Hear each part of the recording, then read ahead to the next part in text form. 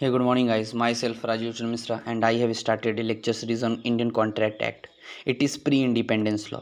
ऐसा कानून जो आज़ादी से पहले लागू किया गया for the purpose of business में समय समय पर फ्रॉड होते थे, तो उसके लिए एक विधिवत रूप से कानून बनाया गया जिसको हम लगातार फॉलो करते आ रहे हैं 1872 से।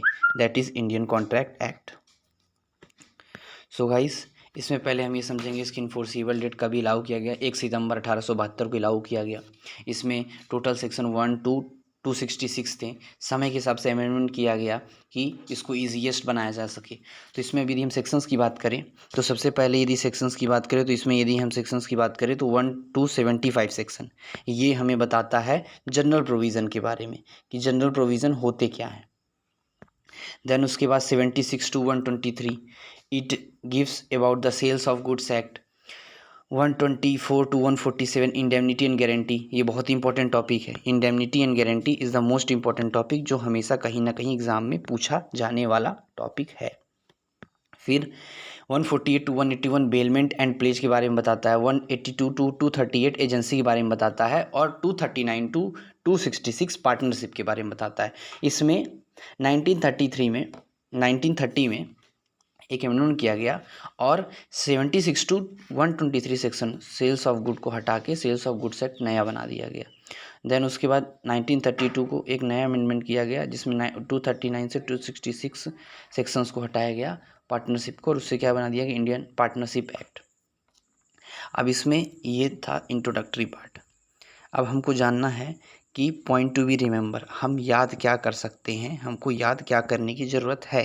सबसे इम्पोर्टेंट चीज़ तो ये है कि हम याद क्या कर सकते हैं, क्या हमको याद करने की ज़रूरत है। तो यहाँ पे हमको याद करना है ये कि ऑफ़र क्या होता है। ऑफ़र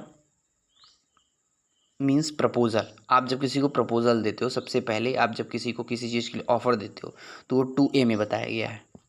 फिर एक्सेप्टेंस 2B में है, प्रॉमिस 2B में है, प्रॉमिसर एंड प्रॉमिसी 2C में है, कंसिडरेशन 2D में है, एग्रीमेंट 2E में है, कॉन्ट्रैक्ट 2H में है, वॉइड एग्रीमेंट 2G में है, वॉइडेबल कॉन्ट्रैक्ट 2I में है।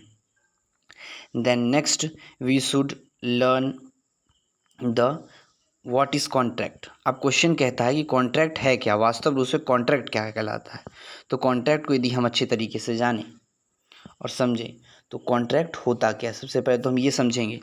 तो कॉन्ट्रैक्ट की परिभाषा है कि जब हम किसी को ऑफ़र देते हैं और वो व्यक्ति उस चीज़ को एक्सेप्ट कर लेता है, means offer plus acceptance, that is x person and that is, यदि हम देखें तो इसने क्या दिया, वाई पर्सन को ऑफ़र दिया, ठीक है। तो और यहाँ पे बीच में क्या होता है, एक्सेप्टेंस की चीज़ आ जाती है। तो आप ये ध्यान रखें पहली बात कि यहाँ पे कि एक्स ने वाई को क्या दिया, ऑफ़र दिया। एक्स ने वाई को क्या दिया, ऑफ़र दिया। अब यदि उस ऑफ़र को वाई एक्सेप्ट कर लेता है, यदि उस ऑफ़र को वाई एक्सेप्ट कर लेता है तो किस में कन्वर्ट हो जाएगा, वो कन्वर्ट हो जाएगा प्रॉमिस में। तो ये इंपॉर्टेंट चीज़ है, ये आप याद रखें कि कैसे क्या होगी चीज़। अब यहाँ पे किस चीज़ की हम बात कर रहे हैं कि ऑफ़र, एक्स ने ऑफ़र दिया वाई को, वाई ने एक्सेप्ट कर लिया तो क्या बन गया, प्रॉमिस बन गया। अब प्रॉमिस में जब पैसा ऐड हो जाता है, some money should be added, तो वो बन जाता है कंसिडरेशन। आप किसी काम करवाने के लिए कुछ ना कुछ पैसा दोगे तो वो है कंसिडरेशन। एक हाथ से वर्क और एक हाथ से मनी। कंसिडरेशन का मतलब ही होता है समथिंग इन रिटर्न, कुछ के बदले कुछ। तो प्रॉमिस के साथ जब कंसिडरेशन बन जाता है तो वही बन जाता है एग्रीमेंट। और एग्रीमेंट ऐसे एग्रीमेंट जो इन्फोर्सिबल बाई कोर्ट है, लॉ के अंडर इम्प्लीमेंट हो सकते हैं, कोर्ट उस पर फैसला सुना सकती है। तो ऐसे एग्रीमेंट जो इन्फोर्सिबल बाई कोर्ट हैं वही बन जाते हैं कॉन्ट्रैक्ट। तो ऑफ़र आप देख लीजिए कि ऑफ़र यहाँ पे जो आपको मैं दिखा रहा था कि ऑफ़र यहाँ पे किस चीज़ में बना हुआ है। तो यहाँ पे आप देखिए कि ऑफ़र जो है, ऑफ़र 2A में है, एक्सेप्टेंस 2B में है, प्रॉमिस 2B में है, कंसिडरेशन 2D में है, एग्रीमेंट 2E में है and enforceable by law means equals to contract, contract 2H में है। अब यहाँ पे हमको पढ़ने वाली क्या चीज़ है कि ये पढ़ने वाली चीज़ है, ये जो हमको मेनली मुद्दा पढ़ना है वो है यहाँ पे ये कंसिडरेशन। अब कंसिडरेशन की थोड़ी हम बात कर लें। कंसिडरेशन क्या होता है? Consideration means quid pro quo, it is a legal maxim, quid pro quo, जिसका मतलब होता है समथिंग इन रिटर्न। और कंसिडरेशन हमेशा लॉफुल होना चाहिए। अनलॉफुल कंसिडरेशन कभी भी वैलिड नहीं होता, उससे कोई वैलिड कॉन्ट्रैक्ट क्रिएट नहीं किया जा सकता। एग्जाम्पल में लेता हूँ, मान लीजिए कि एक एक्स व्यक्ति है और उस एक्स व्यक्ति ने एक एक्स व्यक्ति है और उसी एक्स व्यक्ति ने क्या किया, वाई व्यक्ति को कुछ पैसे दिए एक व्यक्ति को मारने के लिए, ठीक है। तो यहाँ पे एक्स ने जो पैसे वाई को दिए हैं वो कंसिडरेशन अनलॉफुल है, और जो काम किया जा रहा है, जो ऑब्जेक्ट है, वो भी क्या है, अनलॉफुल है। आप समझ रहे हैं? यहाँ पे देख लीजिए, आपको लिखा है object should be unlawful and consideration should be also unlawful. दिख रहा है आपको? तो ये चीज़, तो यही चीज़ मैं आपको समझाने की कोशिश कर रहा हूँ।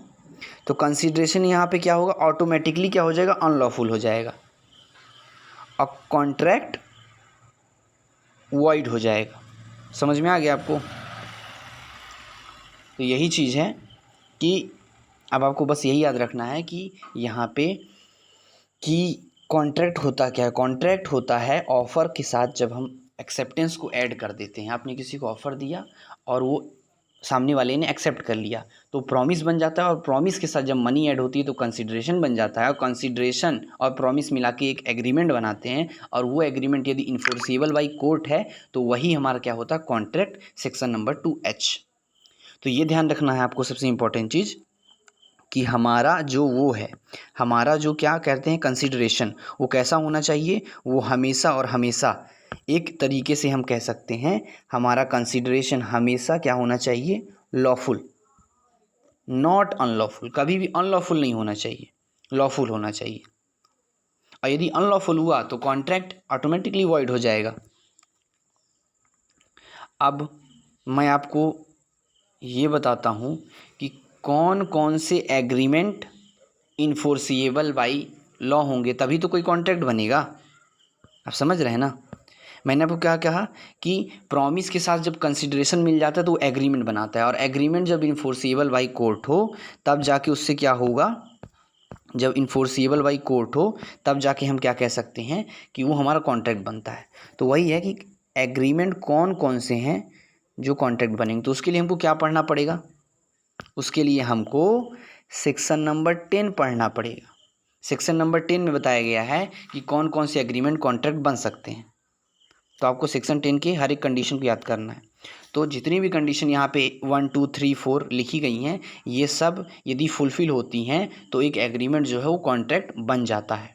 जैसे ऑफ़र प्लस एक्सेप्टेंस, पहली बात ऑफ़र होना चाहिए और उसका एक्सेप्टेंस होना चाहिए, पहली चीज़, तो प्रॉमिस बन गया। अब सेकंड है lawful object and lawful consideration, means object भी लॉफुल हो एंड कंसिडरेशन भी लॉफुल हो। तो दूसरी चीज़ हो गई कंसेंट, मतलब कोई यदि आपको परमिशन दे रहा है तो वो कंसेंट कैसी होनी चाहिए, फ्री कंसेंट होनी चाहिए, जोर ज़बरदस्ती दबाव में ना हो। फिर competent parties, means parties in the contract should be competent. यदि एक्स और वाई है तो कम्पिटेंट हो, और कम्पिटेंट किस तरीके से, पहली बात तो साउंड माइंड होनी चाहिए, मीन्स पागल ना हो। दूसरी चीज़ 18 से ऊपर हो, मेजर होनी चाहिए। फिर तीसरी चीज़ capable of making their own decision, अपना डिसीजन लेने में खुद सक्षम हो, लॉ के द्वारा डिस्क्वालीफाइड ना हो, not disqualified by law, and alien species, विदेशी ना हो। सिंपल सी चीज़। अब इसमें दो चीज़ें हमेशा आपको इम्पॉर्टेंट चीज़ें हैं जो मैं आपको बताना चाहता हूँ कि ये आपको याद करना बहुत इंपॉर्टेंट है। जिसके अंदर क्या चीज़ आती है कि यहाँ पे आप देख लें कि इसके अंदर आती है ये, no person do contract with president because it has a personal immunity. आप प्रेसिडेंट के साथ, अपने राष्ट्रपति के साथ कॉन्ट्रैक्ट नहीं कर सकते क्योंकि it have a personal immunity, वो किसी पदवी पे हैं, पोस्ट पे हैं। और दूसरी चीज़ क्या है कि at the time of war, आप किसी कंट्री से वॉर कर रहे हैं तो जो जो कॉन्ट्रैक्ट आपने उस कंट्री से किए हैं वो रिस्टेन्ड हो जाएंगे। और तीसरी भी एक इम्पॉर्टेंट चीज़ है कि आप एम्बेसडर से, किसी विदेशी राजदूत से कॉन्ट्रैक्ट नहीं कर सकते। तो 3 चीज़ें हैं, कॉन्ट्रैक्ट आप किस किस से नहीं कर सकते हैं, पहला प्रेसिडेंट से, दूसरा जब किसी कंट्री के साथ वॉर चल रहा है तो उनके साथ जो जो एग्रीमेंट जो भी कॉन्ट्रैक्ट हैं वो सब सीज कर दिए जाएंगे, वो सब रिस्ट्रेंड हो जाएंगे, और तीसरी चीज़ एम्बेसडर से। ये 3 चीज़ें इंपॉर्टेंट हैं। तो आप ये ध्यान रखें बस सिंपल सी चीज़ कि हमेशा आप कॉन्ट्रैक्ट फुलफिल करने, कॉन्ट्रैक्ट यदि बनाना है तो आपके लिए सबसे पहले इंपॉर्टेंट चीज़ क्या होनी चाहिए, कोई आपको ऑफर दे, उसका सामने वाला एक्सेप्टेंस दे, तब प्रॉमिस बनेगा, प्रॉमिस के साथ कंसिडरेशन जब जुड़ेगा तो वो एग्रीमेंट बनेगा, और एग्रीमेंट जब इन्फोर्सेबल बाय लॉ हो तो कॉन्ट्रैक्ट बनेगा। और यदि एग्रीमेंट सेक्शन 10 की सभी कंडीशंस को फॉलो करता है तो वो इन्फोर्सेबल बाय कोर्ट होगा और वही जाके कॉन्ट्रैक्ट बनेगा। So that's all for the introductory part, and thank you for listening the video.